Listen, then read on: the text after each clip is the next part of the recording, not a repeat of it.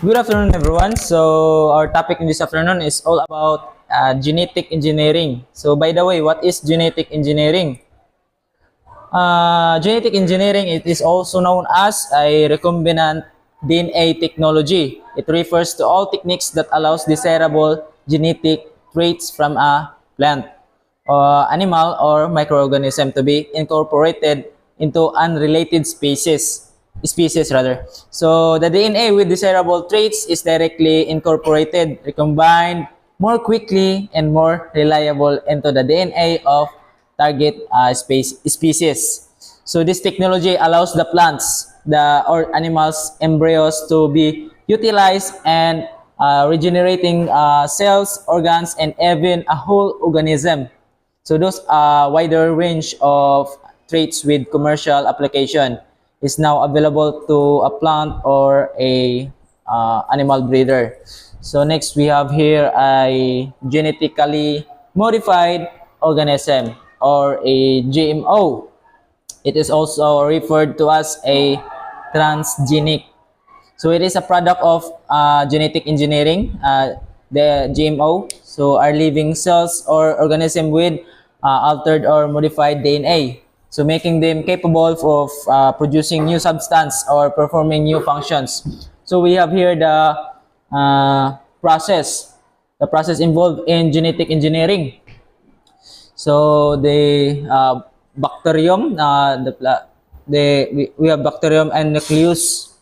The DNA is removed in nucleus. First is the DNA is removed from the cells in nucleus, and then the second is the scientists remove the plasmid DNA from a bacterium. So those are the process involved in genetic engineering. So next we have here also the application of genetic engineering or the process of making insulin through genetic engineering. So also we have here the bacterium and the human cells. So those are the process. So naka-step by step na siya. So and also we have biological substance have practical commercial applications that were once rare or scarce can we now be made readily available through genetic engineering. So that's how powerful the genetic engineering. So and we have also here the other substances so that were once available in small quantities from animals or plants are now available in large quantities through the manipulation and genes alteration of genes. So one of example is the use of Escherichia coli in the production of insulin. So by the way guys, insulin was originally obtained from the pancreas of slaughtered hogs and bovines. So making it expensive and inaccessible. So now genetically engineered human insulin can be mass produced through the use of synthetic genes. So genetic engineering has proven to be useful in many different fields or aspect of a society. So those are the insulin. Next we have here the medicine. So we have here medicine. So as first medicine, aside from insulin for diabetes, several medically useful proteins like interferon and synthetic vaccines against malaria, rabies, and hepatitis B have also been developed. So the process of genetic engineering has other medical applications such as screening for genetic diseases and DNA fingerprinting to identify bacteria or viruses that cause diseases. And then we have here the examples of human proteins produced by genetically engineered E. coli. Si engineered E. coli ang kuha na siya, the produce. So we have here the protein functions and medical uses. So here first here in the interferons A, alpha, beta, and Y is saan na siya basta mga na siya. Then and function is a family of 20 to 25 low molecular weight proteins that cause cells to become resistant to the growth of a wide variety of viruses. So medical uses: antiviral, anti-tumor, and anti-inflammatory. Then next is the factor 8 and 9. So the functions is blood clotting factor, and the medical uses is prevention of bleeding and hemophiliacs. Hemophiliacs. Next is the growth hormone releasing factor. The functions is stimulate secretion of growth hormone, and the medical uses is the growth promotion, and so on. So those are the examples of human proteins, guys, produced by engineered E. coli. So next we have here now the second, the food industry. Food industry can genetically modified to have more proteins or other enzymes, so improving the nutritional value and even medicinal properties of these products. So the bacteria, fungi, and cultured mammalian cells are used to mass produce these products. And also we have here also the examples again. So examples of economically important biological products. So here we have first the invertase enzymes, and microbial origin is Aspergillus oryzae, yeast, and other fungi. Ako na siya, babasa na niya, guys. Uses niya is the production of invert sugar for sweets. And next is the proteases enzyme. Microbial origin is the Bacillus subtilis and other bacteria, also fungi. And the uses additives for a detergent and it in tanning. Then the last one is the ethanol. Saccharomyces cerevisiae, alcohol beverages. So that's all my part. So I'll give time to my co-reporter to discuss their part. Okay. Proceed today. Letter C, which is the agriculture. Genetically engineered crops or transgenic plants are now available in many countries worldwide.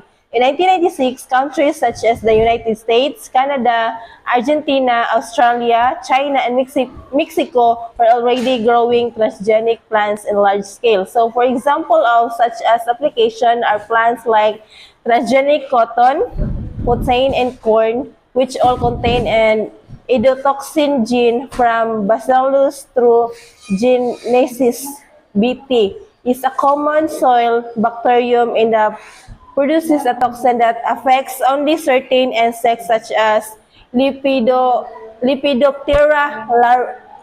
larvae.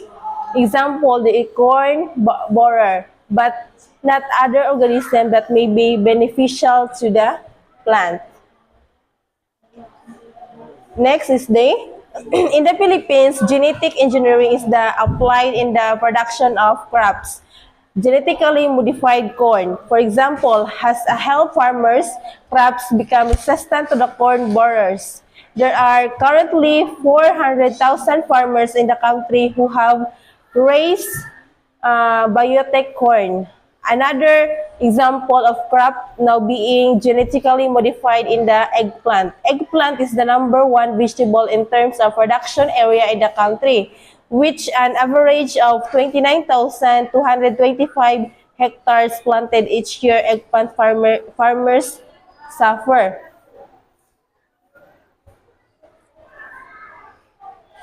Significantly, yield loss due to the eggplant fruit and shoot borer.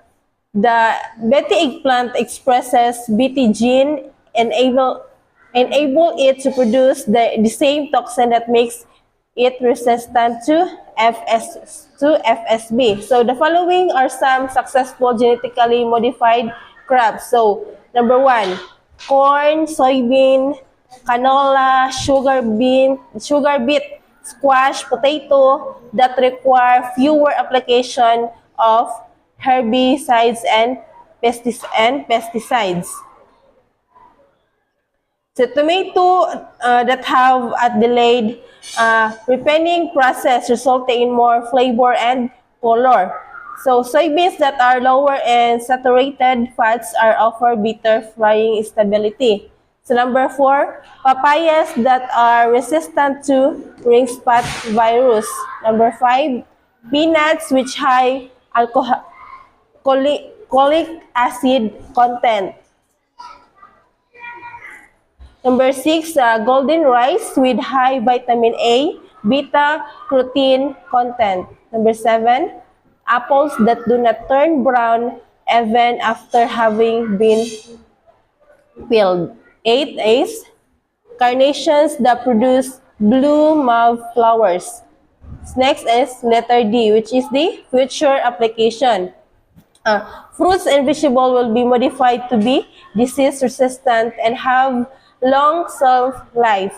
Soon they may also contain substances such as antigenes, antibodies, growth hormones, enzymes,